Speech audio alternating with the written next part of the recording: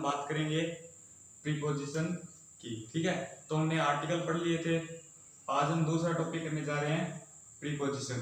तो ध्यान रखना, प्रीपोजिशन पहली बात तो आपको बताता हूँ कि होते कौन से हैं। ठीक है, तो प्रीपोजिशन है जैसे ऑफ है, टू है, एट है, तो ये सारे क्या वर्ड्स, कौन से वर्ड होते हैं, प्रीपोजिशन के होते हैं। ठीक है, बट प्रीपोजिशन यूज कहाँ पे होते हैं। ठीक है, जैसे मान लो प्री का अर्थ क्या होता है, पहले। क्या होता है, पहले। और पोजीशन का अर्थ होता है स्थिति या जगह। ठीक है, या स्थान पे बोल सकते हैं। ठीक है, यानी पहले यूज होते हो, किन से पहले, नाउन या प्रोनाउन से। पर ट्रेडिशन क्या है इसकी, वाक्य में ऐसा कोई शब्द जो क्या करता हो, सेंटेंस के अंदर एक नाउन या प्रोनाउन का किसी दूसरी नाउन या प्रोनाउन से रिलेशन शो करता हो, यानी उसका आपस में क्या बताता हो, संबंध बताता हो। तो ऐसी कंडीशन में हम तो प्रीपोजिशन यूज करते हैं, वो देखेंगे। ठीक है, तो जैसे मैंने एग्जांपल ले लिया, Ramesh is standing at the school gate. ठीक है, तो क्या कर रहा है इसमें, Ramesh is standing dash the school gate.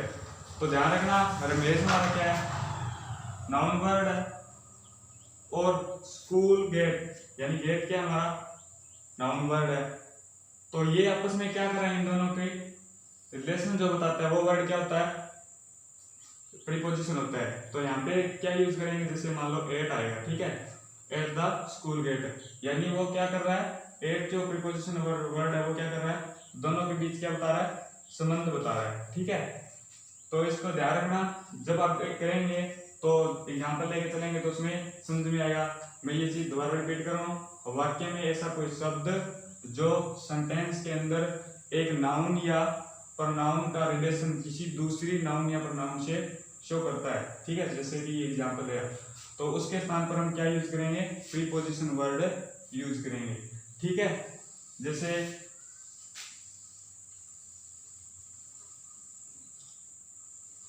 मैंने ए पर रख दिया कि एक नंबर पे जैसे कौन कौन से यूज होंगे, तो जैसे मान लो डेफिनेट जो वर्ड होता है, definite, day,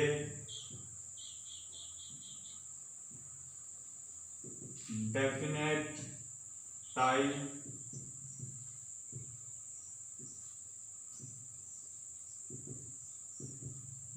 definite month,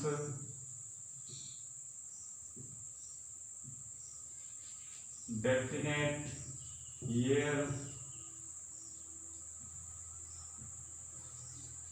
definite location,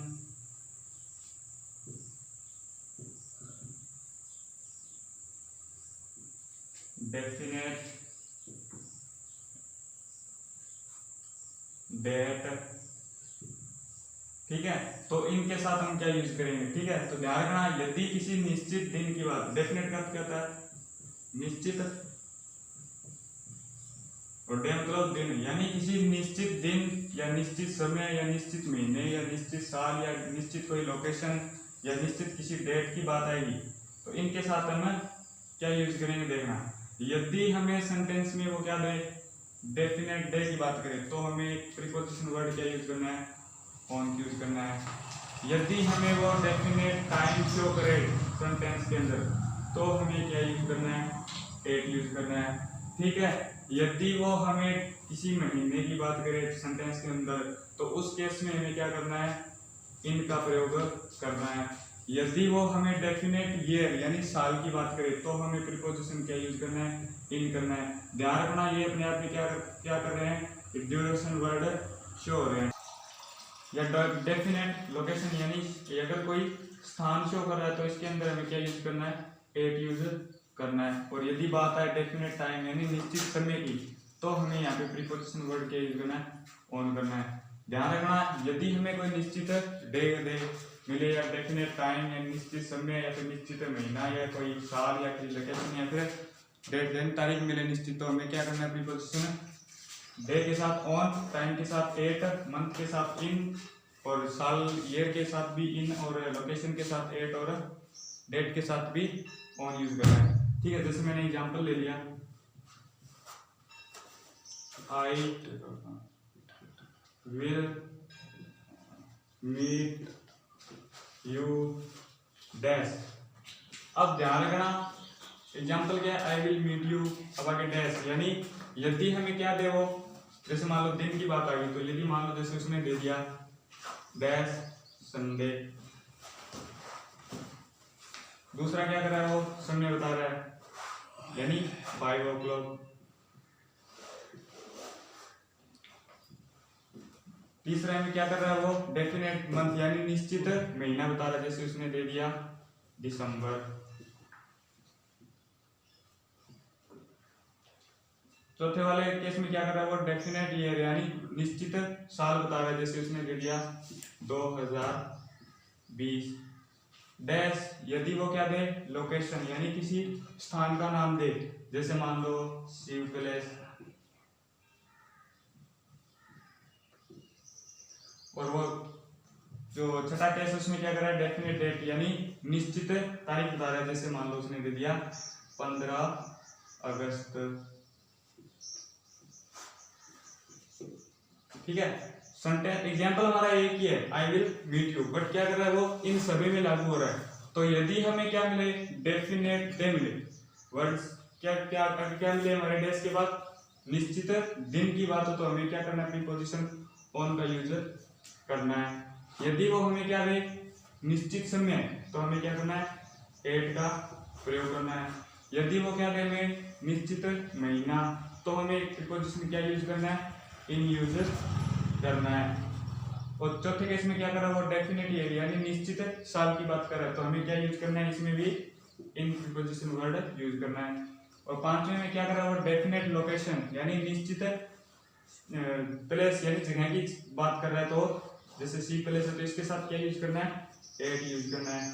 और अंत में क्या कर रहा है वो डेफिनेट डेट यानी निश्चित जो तारीख है वो क्या कर रहा है शो कर रहा है, तो इसमें हमें क्या करना है प्रीपोजिशन ऑन यूज करना है। तो ध्यान रखना इसमें वो क्या कर रहा है फर्स्ट केस में क्या कर रहा है वो डेफिनेट डे यानी क्या कर रहा है वो यहाँ पे I will meet you on Sunday यानी वो क्या कर रहा है निश्चित दिन की बात कर रहा है संडे।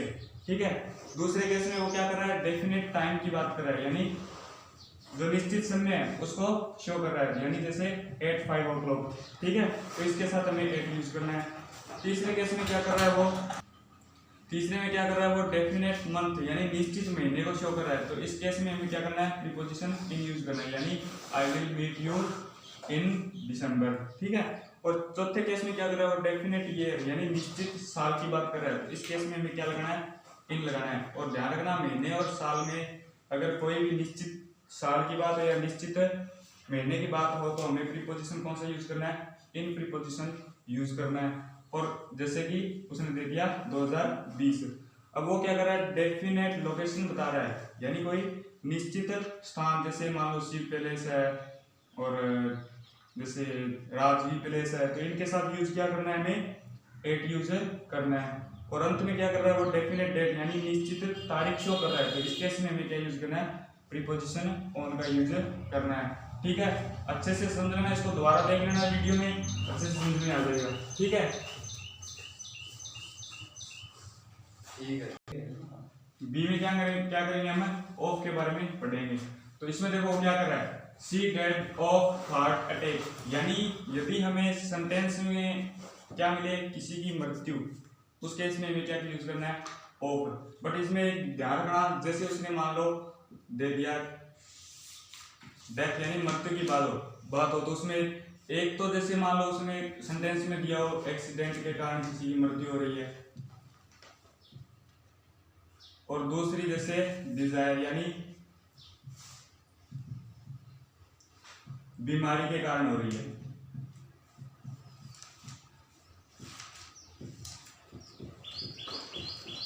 तो ध्यान रखना यदि सेंटेंस में हमें किसी की मृत्यु को दिखा रहा है यानी डेथ, तो उसमें दो कारण, तो इसमें क्या कर रहा है वो सेंटेंस में, यदि किसी की मृत्यु से हो रही है, यानी यदि एक्सीडेंट के कारण हुई है यानी दुर्घटना के कारण, तो हम इसके साथ प्रीपोजिशनल वर्ड क्या यूज करेंगे, इन।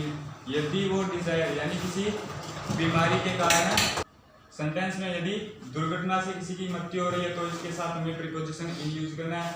यदि वो किसी सेंटेंस में यदि किसी वो बीमारी के कारण किसी की मृत्यु हो रही है तो उसमें हमें डिजायर यानी उसके अंदर क्या यूज करना है, ऑफ प्रीपोजिशन का यूज करना है। जैसे मैंने एग्जांपल ले लिया, हर अंकल डेड ए रोड एक्सीडेंट। दूसरा एग्जांपल ले लिया, जैसे हर अंकल डेड डैश कैंसर। तो फर्स्ट वाले जो एग्जांपल है उसमें वो क्या शो कर रहा है, हर अंकल डेड डैश ए रोड एक्सीडेंट। तो इसकी जो मृत्यु हुई है वो किस कारण हुई है, एक्सीडेंट यानी एक रोड दुर्घटना के कारण हुई है। तो उस केस में हमें क्या यूज करना है, प्रीपोजिशन इन का यूज करना है। तो एग्जांपल क्या रहेगा हमारा, हर uncle dead in A road accident. But दूसरे एग्जांपल में वो क्या कर रहा है, हर अंकल डेड डैश कैंसर। दूसरे में वो क्या शो कर रहा है, डिजायर यानी एक बीमारी के कारण उसकी मृत्यु हो रही है। तो इस केस में हमें क्या यूज करना है, ऑफ प्रीपोजिशन वर्ड का यूज करना है। तो आज हमने ऑन, एट और इन का देख लिया, और जो बी जो पार्ट है उसमें क्या लिखा था, ऑफ के बारे में पढ़ा है। बट ऑफ को दो भागों में बांट दिया, जैसे एक तो यदि किसी की मृत्यु हो रही है एक्सीडेंट यानी दुर्घटना के कारण, तो उस केस में हमें इन प्रीपोजिशन यूज करना है। बट दूसरे में यदि उसकी मृत्यु किस कारण हो रही है, डिजायर यानी बीमारी के कारण हो रही है, तो उस केस में हमें ऑफ यूज करना है। ठीक है।